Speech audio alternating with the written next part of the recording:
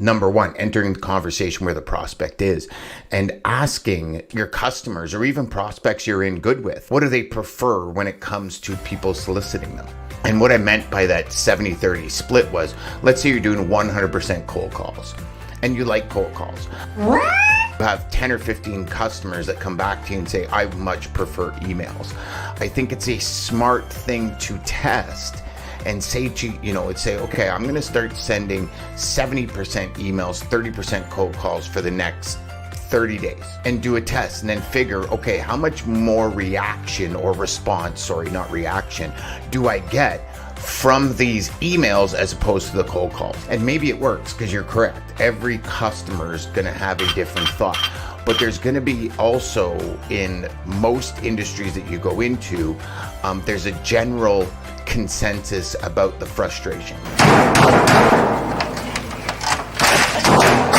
So like, for example, if you ask any of your traffic managers, they're probably a little bit more numb to the increased calling than they were at the beginning of COVID, right? Because everyone at the beginning of COVID went like, I went from 5 calls a day to 25 calls a day. So those become very irritating. Then after 2 years of getting 25 calls a day, it becomes normal, right? So how are you going to take that pattern interrupt and use it for your benefit by entering the conversation? And obviously when it comes to like individual issues and problems, I'm thinking more along the lines of, because obviously you want to be more general to start, and then obviously during a conversation, like we're talking specific cold calling, right?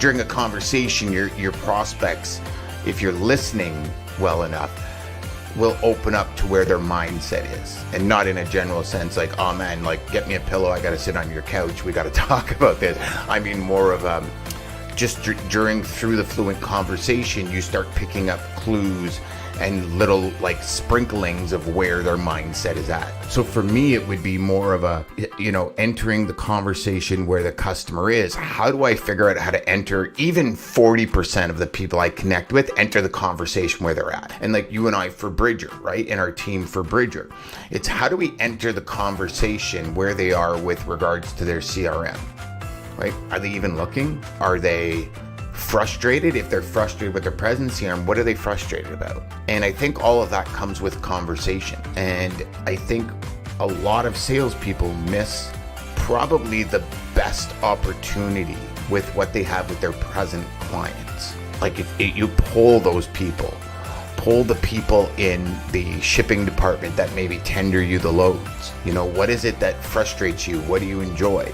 And then use those also, after speaking with my clients that I service in similar industries to yours, here's some of the problems. Is that kind of what you're facing? I'd love to talk about it. Do you know what I mean? And at least that way you're kind of adding some substance to the initial connection as opposed to a, hey,